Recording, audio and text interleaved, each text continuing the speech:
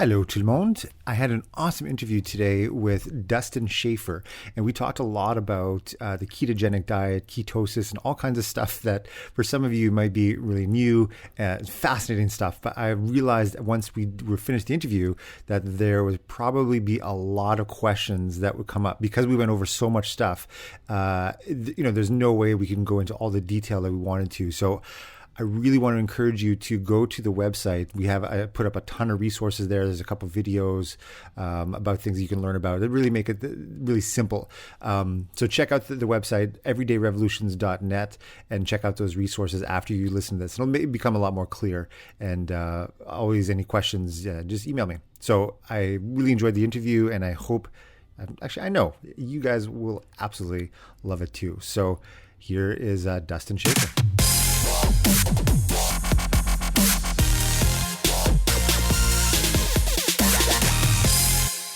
All right, welcome back, everybody. So I have an awesome special guest today, and I love this whole thing called the internet because it has connected me with some of the coolest people on the planet. And so today our guest is Dustin Schaffer. So thanks for being here, Dustin. Hey, thank you so much for having me on. I truly appreciate it and looking forward to our conversation. Cool. So if you guys have been listening to the podcast for a while, 1 or 2 episodes ago, I was interviewing my colleague and friend, Dr. Scott Vatcher, and one of his business partners is Dr. Trent, and they also have a podcast that I was a guest on. And so I was on the podcast a few weeks ago, and we started talking about this idea of the ketogenic diet, which I was just transitioning into, and this whole idea of ketosis. And so we were jamming about it for a little while, and all of a sudden Trent was like, "Oh, dude, you got to have this guy on your podcast. This guy Dustin, he is amazing. He's so knowledgeable and so passionate about it, and you'd love to have him on your podcast." And coming from Trent and Scott, that was a great referral. And so I reached out to Dustin not too long ago, and he was gracious enough to come on to the podcast. So thanks again, man. I really appreciate your time. Absolutely. Anytime. I couldn't pick a better topic to talk about, and I obviously very much enjoy this conversation because I think it's exciting where it's already came from, but where we're going in the future, I think it's even more exciting. Yeah, it's amazing that it was 2016 and we're still figuring all this stuff out. Right. We have these amazing phones that when I was in high school, I would have never have imagined. I'm showing my age now because I'm 38 now. But I would have never have imagined that, hey, man, when you're about to have a kid, we'll be talking on video from a thing that you put in your pocket. And you will be talking, and you will be doing video with someone simultaneously. You're here and they're in Australia or Beijing or whatever it is. It's absolutely amazing. I just love it. It truly is. And then also, I mean, if people have been listening, I have this fascination and awe, inspiration about the technology that is our human body and what our bodies are capable of doing in terms of healing and repairing and just living a normal, healthy life. And I think it's absolutely amazing, something that we don't often think about, and I think a lot of us take for granted. So as we get started here, Dustin, something I asked a lot of our guests, because I love comics, not really, but I'm a fan of comics. And there's an old series called the Origin series. Have you ever heard of that? I actually have not. No. So the Origin series was this cool series of, where they go into, it was the backstory of these superheroes. How did the superhero become the superhero? What was their life before, and what kind of happened to make them the superhero that they are? So I want to hear your origin story. Give us a little synopsis as to who you are. Yeah, thank you. Just a little bit about myself. I was a former military recon Marine that came out of high school. I went in the military into the intelligence field, then transferred into a recon unit, and spent my time in the U.S. Serving my country. And I left the military to kind of pursue my college dream of playing college football and getting educated. About 2 years into my college degree or my college career in football, I was told that I needed a double knee replacement.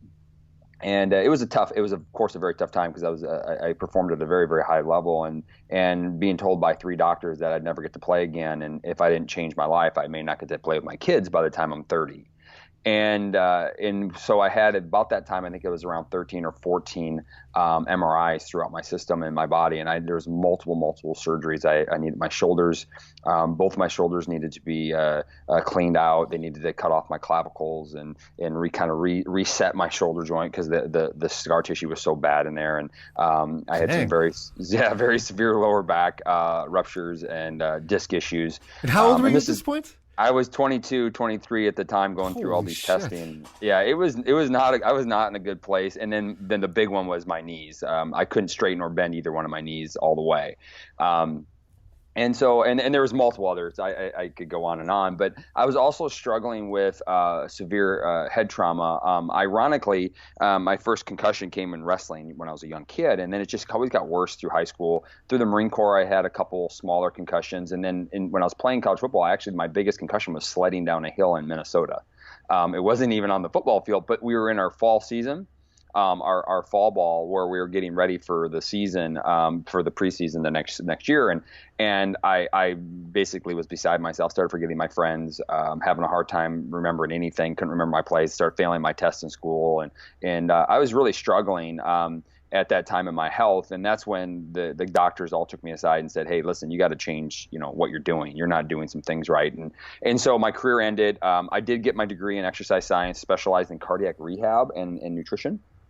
Out in Minnesota, and soon after I left Minnesota, the weather was really bothering me there. And I know I'm making the story a little bit long, but it kind of brings to why this conversation is so important, is that I couldn't handle the cold weather anymore. I was so cold that I couldn't function, and it was beyond just being like a normal Minnesota cold. I grew up there. It was something else. Like my bones hurt cold, but I was 24, 23, 24 at that time. Mm-hmm. And I moved to Southern California, and ironically, I didn't get any warmer there. I was still really cold. And so we knew something was wrong, but we couldn't figure out what. And I went through testing for almost 2 years to figure out what was going on. And I got diagnosed with Hashimoto's, an autoimmune disorder, by the age of 26. And my core temperature would be anywhere from, my body temperature would be anywhere from 96.7 to, 97.2 if I was lucky. Wow. And that's why I was having a hard time staying warm. My heart rate was, it would be lucky if I get my heart rate above 42, a resting heart rate. And I wasn't working out anymore. So it wasn't like because I was in such a good shape. It was like something, my system was just not functioning very well. And so I went through numerous doctors and researchers, and all the way from, I went to Russia and got doctors from Russia. I was going everywhere trying to get some answers. What was frustrating for me is that I was getting treated from Western medicine, from Eastern medicine, from naturopathic and functional doctors, and I felt like I was never really being, as a guy like myself that wants to be in control, maybe, I was never in control of it, and I felt like everybody was doing everything to me, and so I actually took a time and I fired everybody.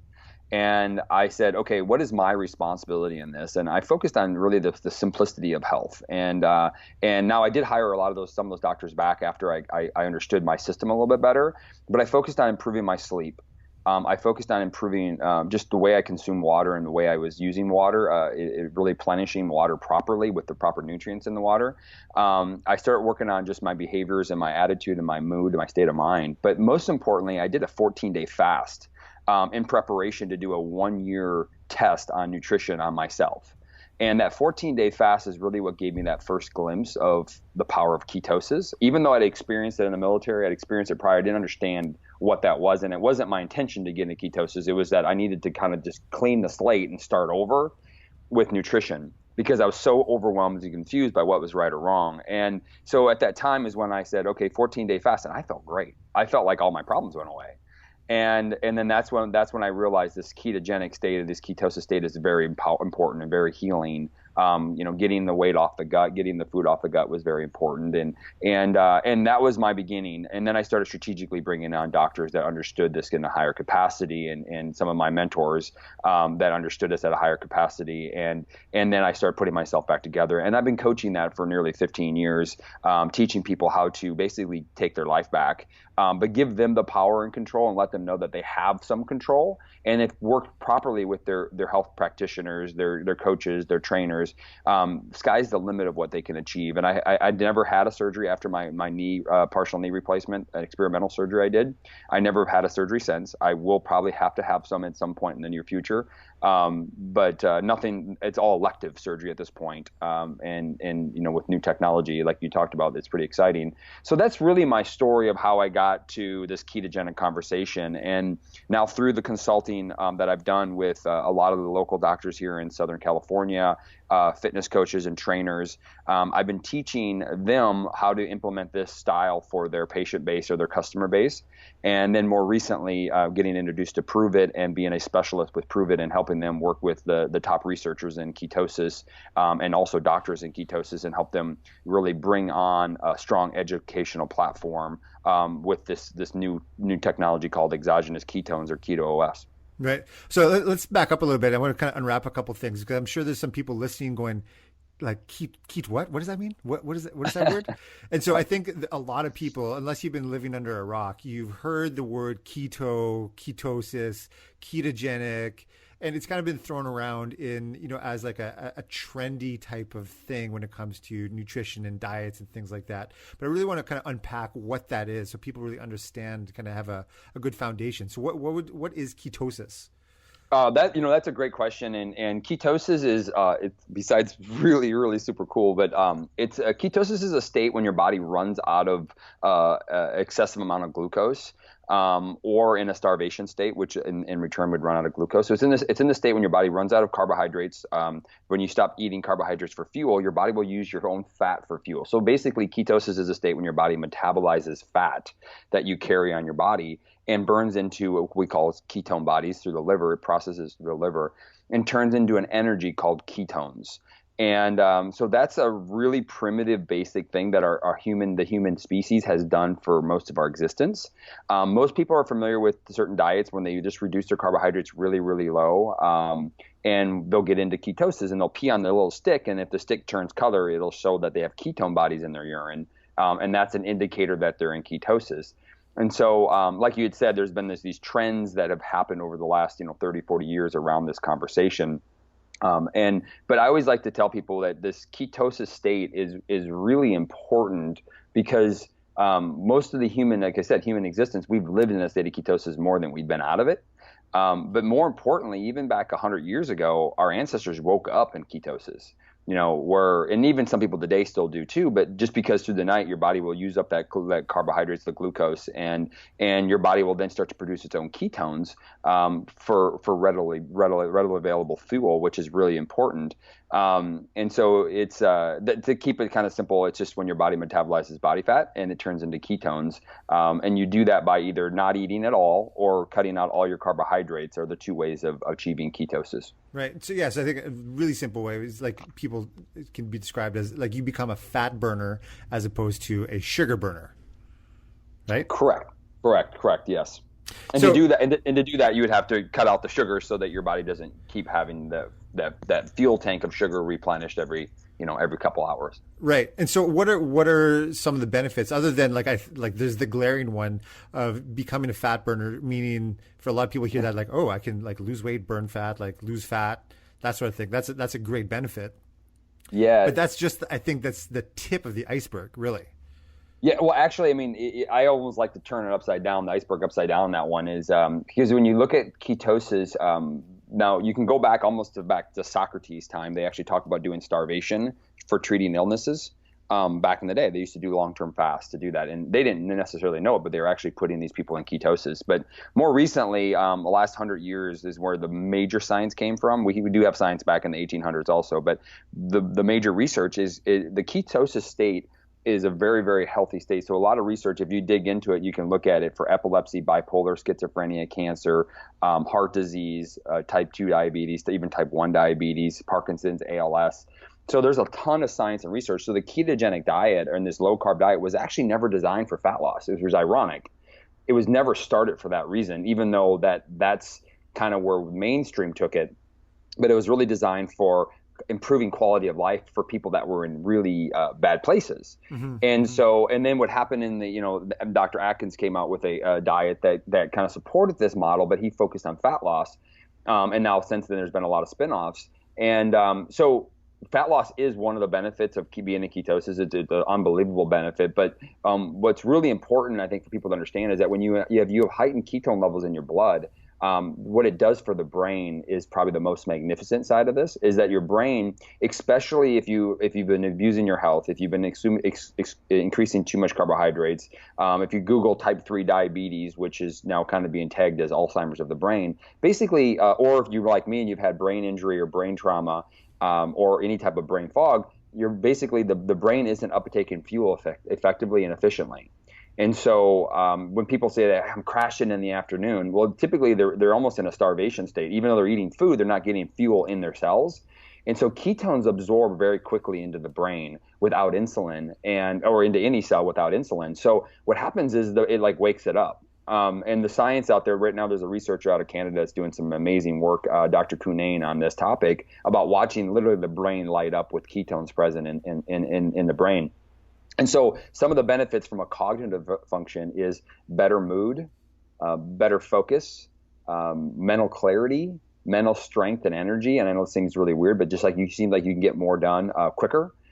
Just from the brain side of it, but in that focus aspect, I'm sitting here for some reason on my computer here, I see this little kid, and these kids are struggling all day in, day out with focus, and we're seeing some amazing things when kids get ketones elevated in their system. They can focus all day long, and their moods improve. Their attitudes aren't as much of an issue. So that's from the brain side of it. But then you move into the research suggests around ketones and anti-inflammatory effect. Well, one of the most common links to depression is inflammation.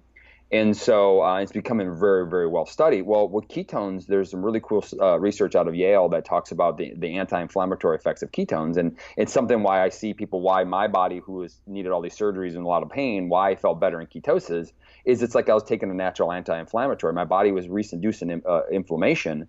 Well, it's kind of important if you think back thousands of years ago when our ancestors got injured, how did they survive? With all our problems, they probably wouldn't have, right? But their body naturally would do that. So, so you have the anti-inflammatory effect. You have the reduction of appetite and sugar and carb cravings, better sleep, more strength, better endurance as an athlete. So those are just some of the major benefits of ketosis. Right. So describe, let's say, like what would be like the day in the life of someone following a ketogenic diet? Because I guess it's oversimplified sometimes. Like, well, it's high fat, moderate protein, low carb, and I think a lot of people don't necessarily understand exactly what that is. Yeah, there's two answers to that question. One of it, if it's medically induced, and number two, meaning that is if I have I have a lot of young kids that have severe seizures where it's medically induced ketosis. So for them, it's not about weight loss whatsoever. It's actually keeping weight on. So when we do that, or fat loss, when we do that, it's a very high fat diet. So they get up in the morning and they will consume an excessive amount, anywhere from 6 to sometimes 12 tablespoons. It's the high level, depending on the size of the kid, of either coconut oil or MCT oil, which is MCT is a derivative of coconut oil. It's a medium chain triglyceride that actually can produce ketones. And we may make this in foods, we call keto fat bombs, and they have to have that throughout the day. And then what they'll do is that we need to moderate their protein. And most medicine is moving away from a strict ketogenic, which is 95% fat, and moving into more of a modified Atkins diet, where Dr. Volek and had done some really cool work with John Hopkins on redoing that diet plan, and it's working really well. And so where they'll get like 20% protein. So they'll still use their protein. They'll have maybe 2 to 3 small meals of protein a day. And it could be, but they'll choose a fattier meat, right? They'll choose like a salmon over a leaner fish. They'll choose chicken thigh over chicken breast. They'll choose a fattier beef steak over a leaner beef steak. Mm-hmm. Because what it does is it allows the fat intake to be up and their protein is still moderate to moderate low. And their carbohydrate intake is usually anywhere from, I've seen as low as 5 grams a day to 20 grams a day for their carbohydrate intake, mostly be coming from green leafy vegetables, green vegetables. That's where their carbohydrates will come from. Now, that's a really strict ketogenic diet. And these kids will eat, usually 2 to 3 times a day. And then they'll have to take their little oil shots, or they'll do a little bit of, we call them fat bombs, where we make fun desserts to get their fat levels up. And then we use sweeteners like stevia. We may use some sugar alcohols with them. And primarily stevia as their sweetener, so they can still get the benefits of having sweetness and not feel like they're completely deprived. Now, when somebody needs to lose weight, it's a different conversation. And why I say that is that for these kids, it's about getting their ketone levels up, right? It's about, we don't care about anything else except they have high ketone levels. For people that want to lose weight, we have another factor. They have fat on their body that they can use for fuel. So with those people, I typically don't have them increase their fat intake right away. I say, hey, listen, let's just start reducing your carbohydrate. Let's not worry about your protein. So initially, it's just reduction of carbohydrates.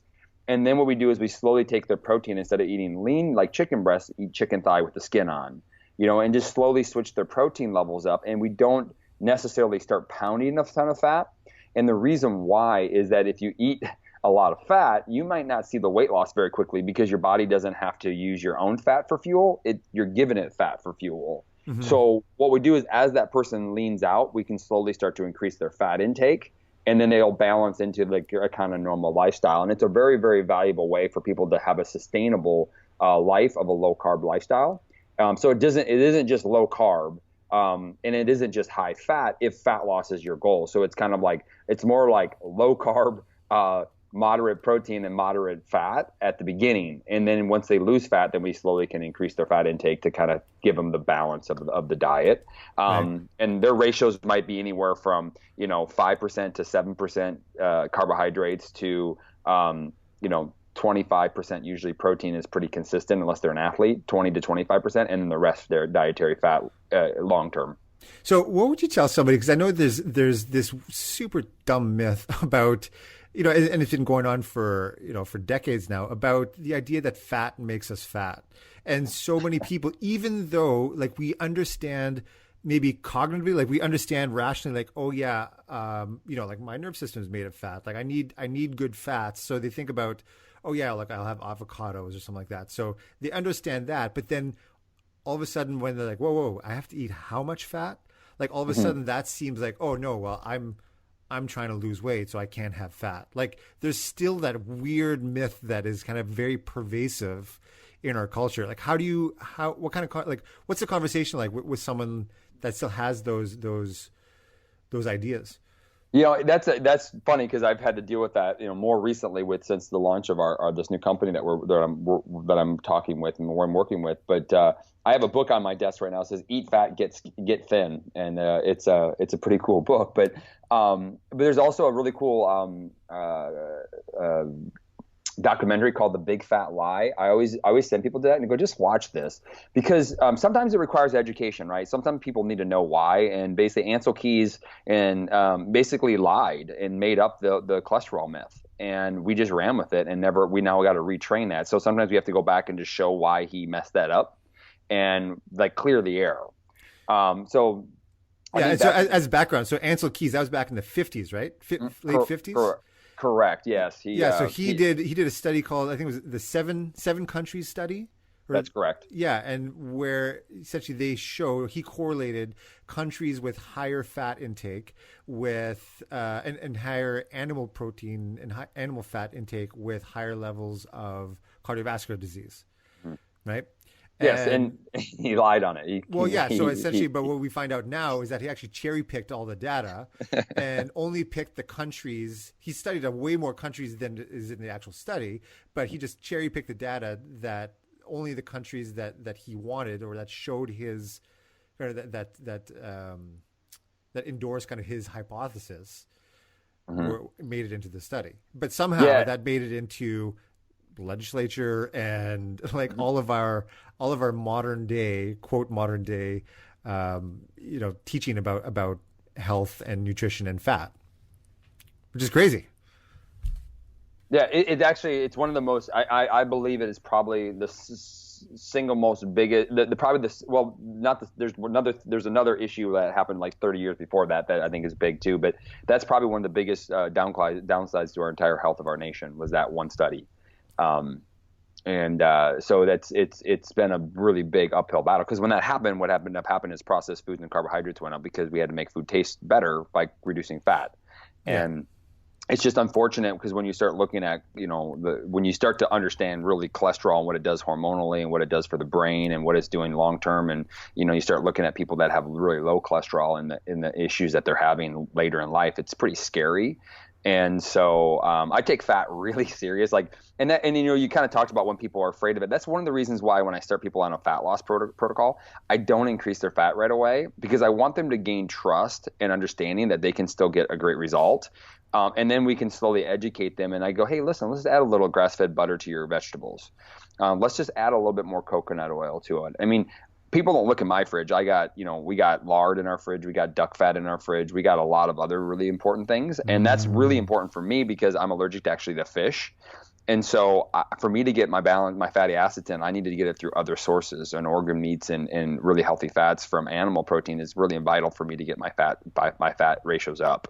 So that's what's in our fridge. But I don't talk about that a lot to my everyday people because I just want to get them to move in the direction and get them a result, and then I can educate them later, and that's probably the best thing I think as a practitioner that we do for people is not try to get them to know what we need to know or what we know, but we got to get them closer but then we do need to educate them long-term so that they understand that, we've been lied to a lot. Mm-hmm. Yeah. So you mentioned very briefly about like getting into ketosis, like how does someone know, like, okay, I'm going to start increasing my fats, or maybe keep my fats the same. I'm going to start lowering my carbohydrates. And like, how do I know once I'm in ketosis? That's a great question. There's first off, there's 3 tests that you can do to be in ketosis. Now, if you're like me and you're in it a lot, you can just tell. But for the most part, you people use a pee stick. A lot of people did that during the 80s. They pee on a stick. Typically, you pee in a cup and you dip it into the stick into the cup, and if it turns color, it's a ketone pee stick. And if it turns color, it shows that you have ketones present in your urine, which will suggest that you're in ketosis. So that's the simple and the cheapest way. There's a breath meter that you can blow into that will indicate that you're in ketosis. And then the most accurate way is a blood meter to measure your blood levels. I personally, when I coach the masses and most people, I actually don't have a measure. I focus on the quality of their life. And that's what I typically do. And then I may have a measure every once in a while just to kind of check in to see where they're at. But I do want to reiterate that the pee stick is, after about 3 weeks, is very inaccurate to how much ketones you have in your body, because your body, it's kind of like measuring the exact exhaust in your car to determine how much gas you have in the tank. We know there's gas in the tank, we just don't know how much. And right. So the pee stick can be a very inaccurate measurement, because as your body gets used to being in ketosis, it actually doesn't like to waste them. It likes to keep them for energy. So you will pee out less later on, unless you're getting deep into a long-term fast or something, and it'll increase again. Mm-hmm, mm-hmm. And let's say someone were to start eating differently and start eating more of a ketogenic type diet. What's the time frame typically, just by changing your foods, that you'll get into ketosis? Typically, it's 3 days to, I've seen as long as 6 weeks with some of my severe medical situations. So 3 days to 6 weeks to get. And when we say into ketosis, that means getting into a more of a therapeutic state of ketosis, not just a dabbling into ketosis where your body has a small level, a 0.5 or higher. And 3 days is rare. Typically, your high-level athletes will get there in 3 days, or people that just went to a 3-day fast, like literally didn't eat for 3 days. They can get there, and that's not usually recommended because it's a pretty hard, non-fun 3 days, but it's also not very teachable to the people that you may care about that may want to try that also. Yeah, and I know when I first started it, it took me like 12 days, and I mean, I would consider myself, for the most part, relatively healthy, actually very healthy. But I also went through a period 6 months. Well, we had our first daughter 6 months ago.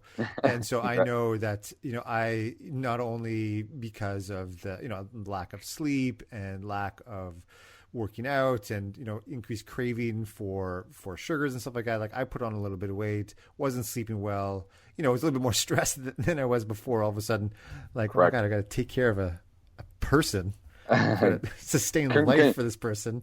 Congratulations, by the way. I have a 2-year-old, and we just had a baby. She's 1 month old. Oh, so, awesome, man! Congratulations to you. Thank you. It's crazy. Every time I see people with young kids now, I'm always like, "Hey, man, congratulations!" Exactly. It's I know exciting. the feeling. It's so cool. So cool. But yeah. So anyway, it took me quite a while, and which kind of brought me into the conversation that I was having with Trent and Scott, because they introduced me to a supplement called Keto OS that, like, I was in ketosis. I had been in ketosis for probably about a week or so, and then I had the cheat day, and it was like I was starting all over again. It was like, Correct. And maybe we should even talk about that for just a second. yeah, When people like, if you're doing this diet like the way I had to do it for 12 years, now I had no choice. Like, right, my life was going in a backwards way, so I was really strict for the majority of the last 12 years in my diet. And if you literally lick a pizza or smell a banana, you're done. You have to start all over on the diet, and it's like you have to go. It might take another 3 days or 7 days to get back into it. yeah. So No, I'll tell you, when I was into it though, oh my God, it was awesome. I was sleeping right? way better. I started I lost just doing it nutritionally, like not taking any extra supplements other than what I was already taking, like a fish oil and vitamin D. But yeah, like I was sleeping better. I had lost like 5 pounds in a week, and yeah, I just had more consistent, more sustained energy throughout the day. Like mental clarity, like you were talking about, was like awesome. It was great. Yeah, absolutely, and that's the benefits of ketosis. It's just as we can see, the diet isn't always very easy, and it's not very sustainable for most people to get that level all the time. Mm-hmm. But once I started adding this supplement, it was like night and day. Like it became relatively or very easy to get back into ketosis. Mm-hmm. So that's, I guess, another conversation that is becoming more popular, and I'm glad it's becoming more popular, is this idea of exogenous ketones. And you kind of mentioned it very briefly right in the beginning.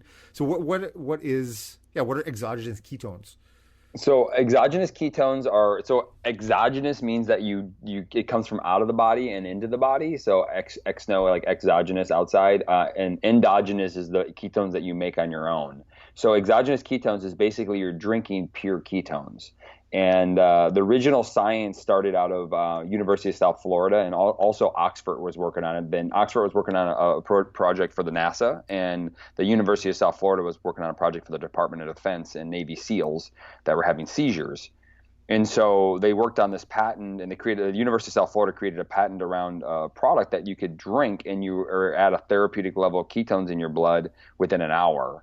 And it helped these Navy SEALs wonderfully. It corrected they're having some brain issues with their dives and struggling with some seizures, and it worked wonderful. And then they had some really positive benefits from it. So exogenous ketones, meaning that you can literally put this powder in a glass of water, shake it up, drink it, and you're in ketosis, which it takes most people 3 days to 6 weeks to get to. For yourself, to 12 days, you're in ketosis within the hour. So you get all the benefits of ketones and ketosis without having to go through all the dieting changes. Although, like you and I both would agree, we probably can still improve the quality of our life and improve dietary, it's only going to help.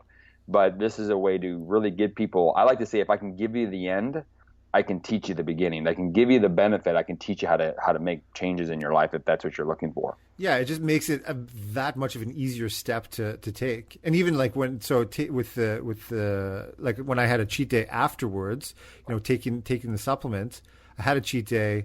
The next day, took my supplements, and then really like within a few hours, or the next time I checked, so it might have been, I'm sure it was even earlier than that, but a few hours later when I checked, I was in ketosis again, which was fantastic. So I didn't feel like that food hangover that I would feel after having a cheat day. Yeah, exactly.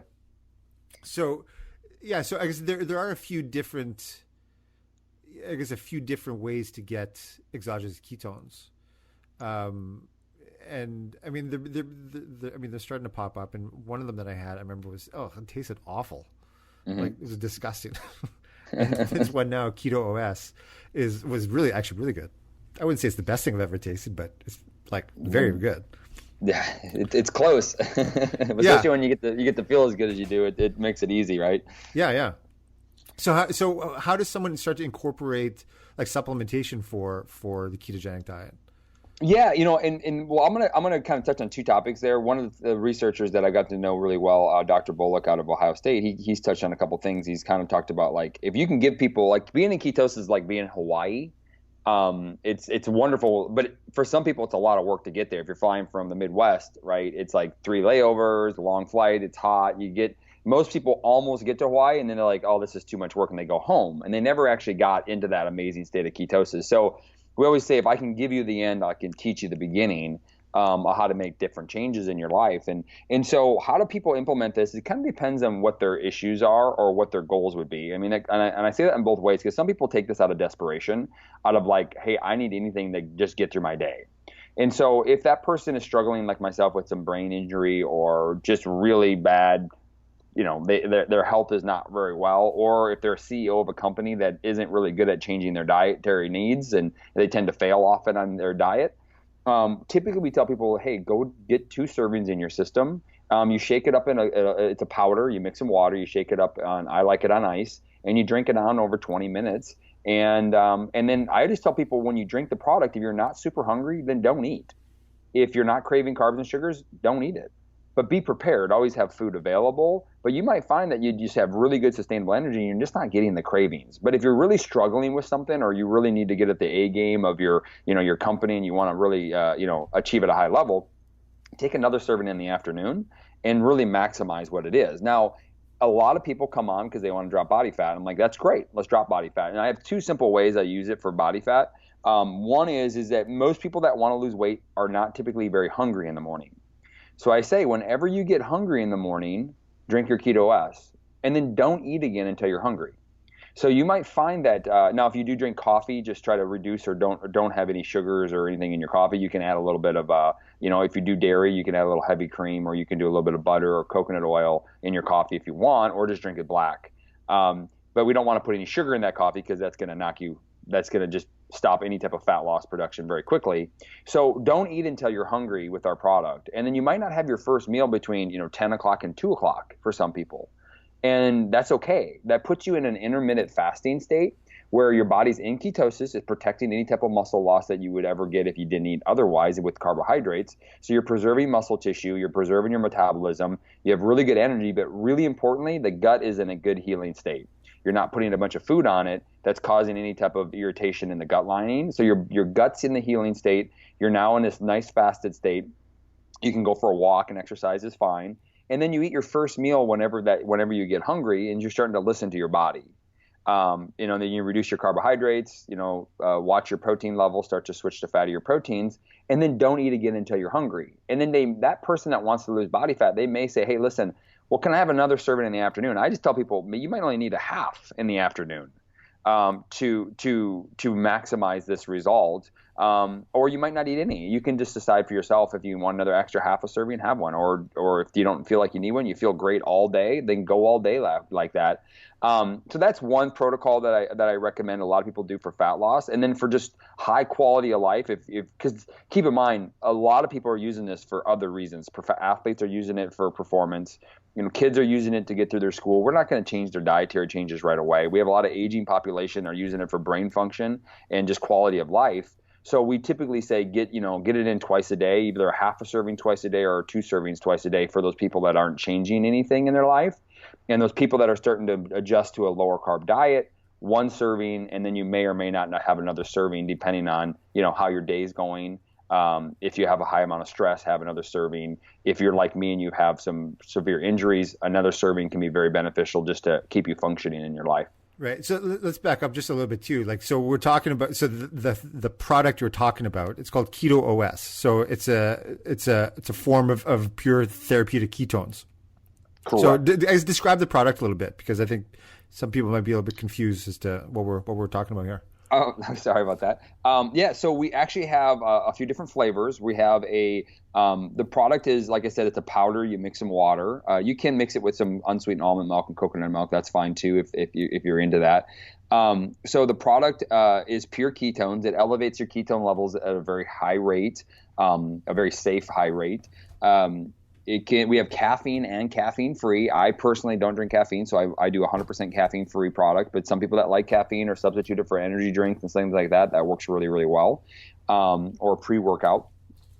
We have a couple different flavors. One of them is our Orange Dream. Our Orange Dream is also our keto fat. It's for the people that like to follow a higher fat, low carb lifestyle. And that actually has MCT oil in it. So that's one of our products that we like. It tastes like an orange creamsicle. When you're a kid, those little push-up pops tastes really, really good.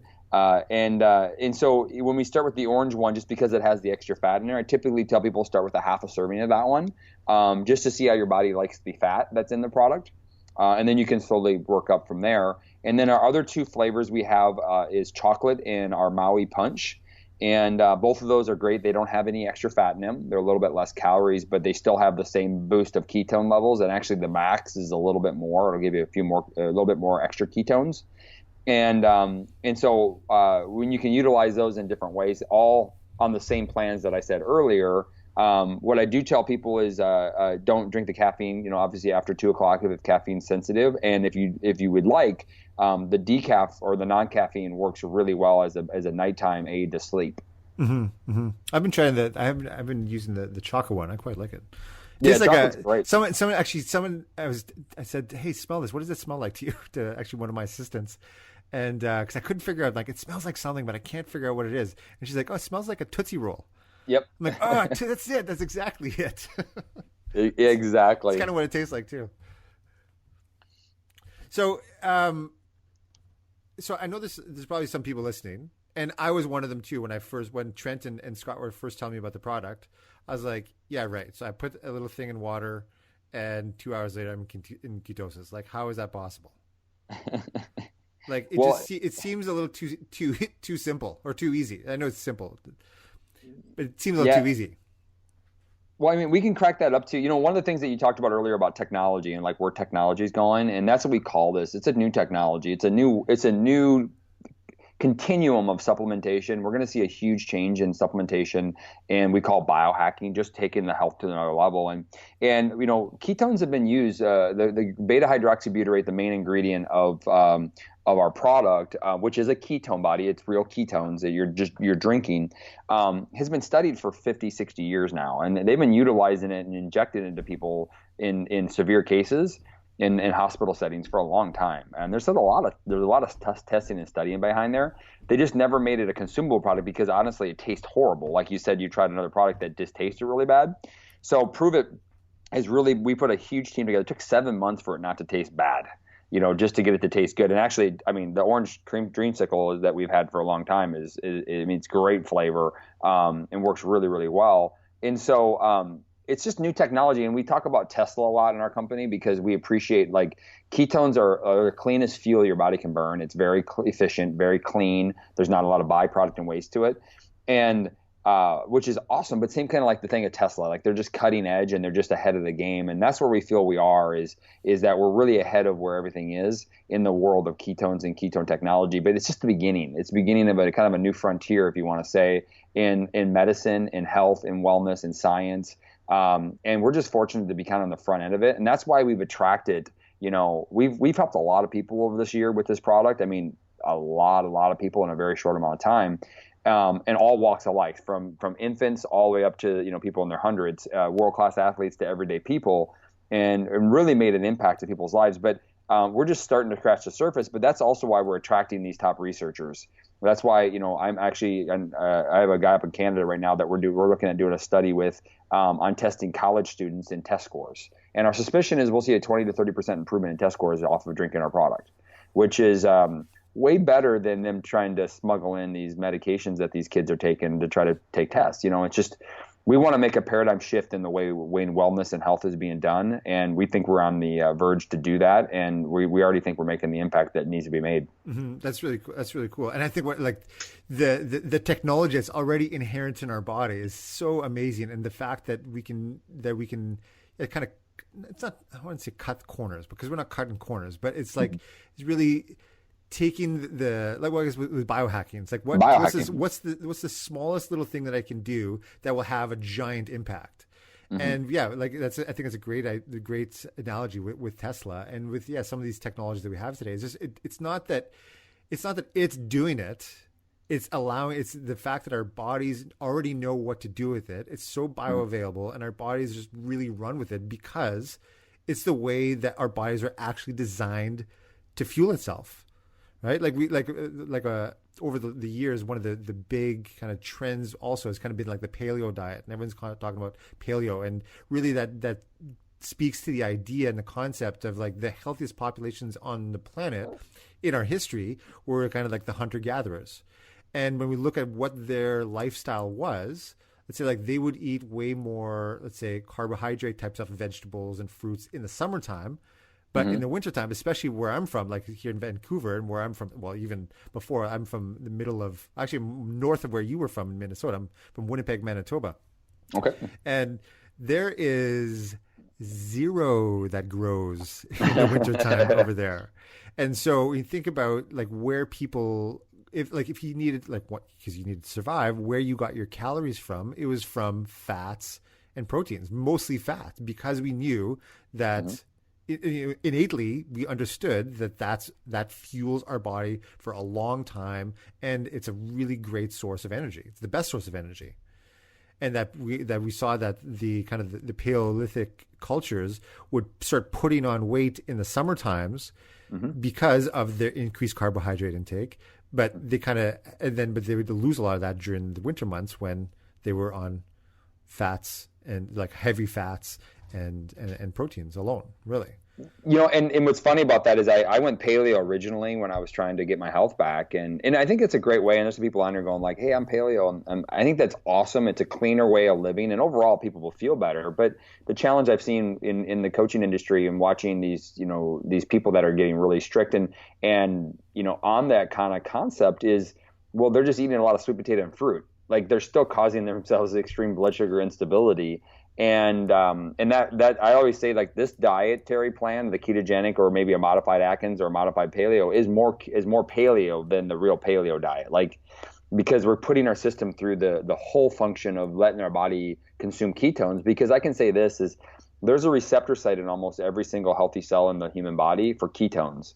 So even if you're eating very good, like all whole food diet, but you're eating a lot of fruits and maybe sweet potatoes and things like that, you're not getting ketones in there, and those cells aren't getting the stimulus that they need and aren't binding that site, and therefore we're losing cellular communication. Aging is going to happen faster.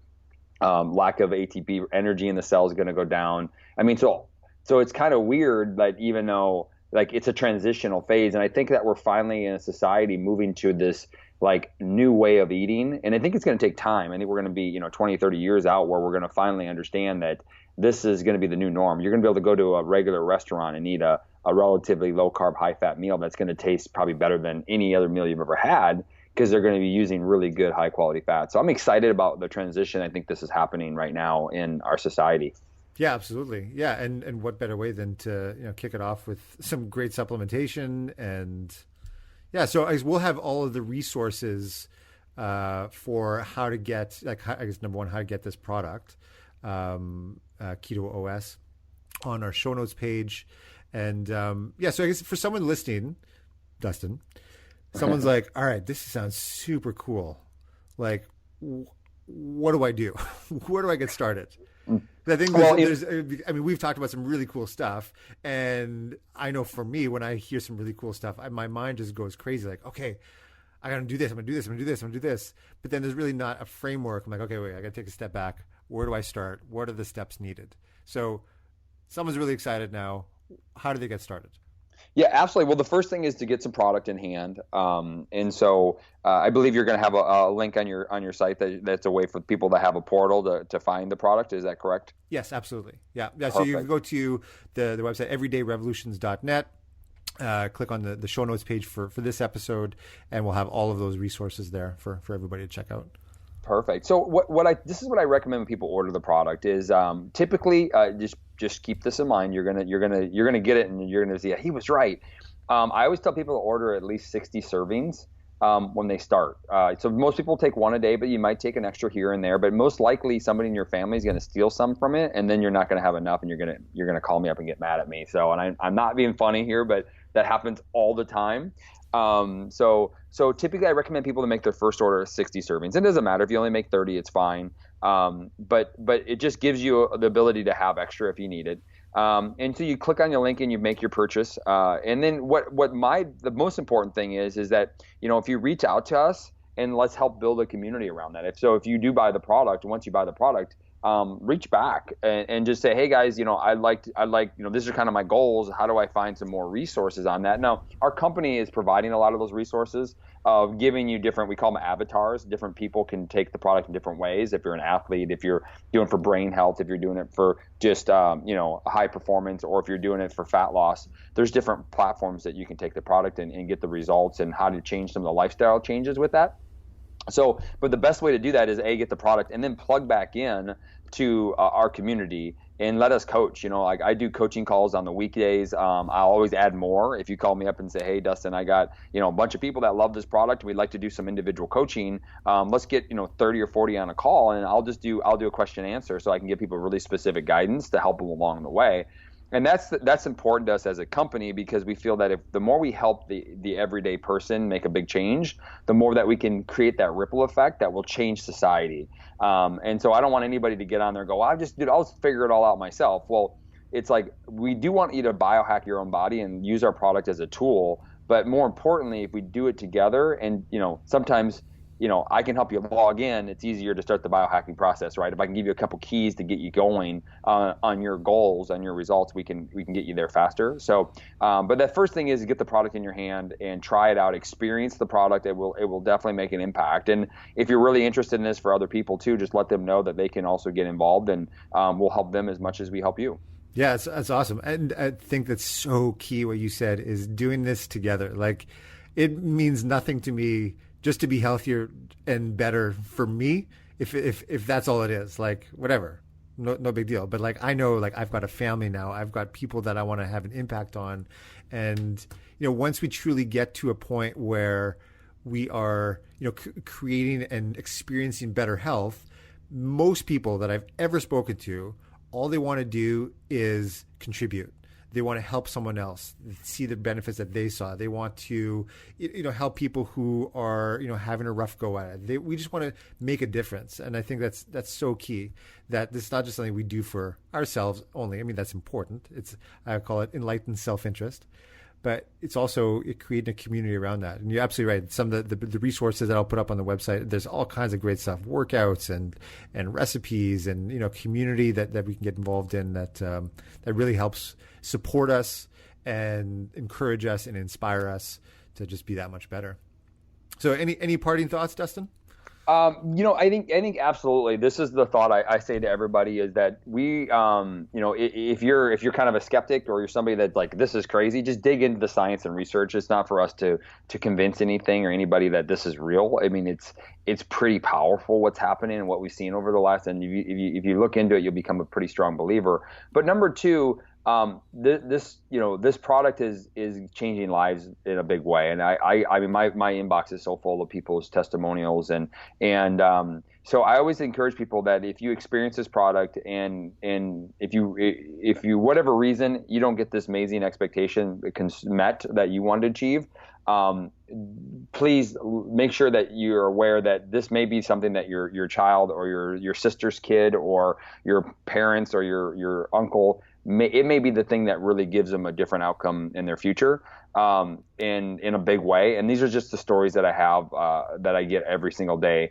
And so I always say that because I don't ever want any one experience to not allow somebody else to have an experience on this, because it's really crazy. And you'll see that as you see these stories come in and people's lives being changed, is that it's a powerful tool, and I think people should really experience it at all levels. So that's always my parting words, is that this should just be in a lot of people's hands to experience for themselves, to see how it can really change their life for better. Love it, man. Cool. Well, thanks so much for being here, Dustin. And for everyone listening, go check out so go to everydayrevolutions.net, check out the show notes page for this episode, and check out all the resources. I'll have all kinds of stuff, lots of learning. You can email me, ask me any questions you have, because this is an ongoing conversation that needs to be had. And so thanks so much, man. Appreciate it. All right. Not a problem. Anytime. I'd love to do this again soon. I love these things. So. Yeah, you have it. There's a little bit, like, you're a little bit excited about it. I mean, maybe next time we can kind of dial up the passion a little bit, maybe. I'll try. Yeah, man. All right, guys. Have a great day, and we'll talk to you later.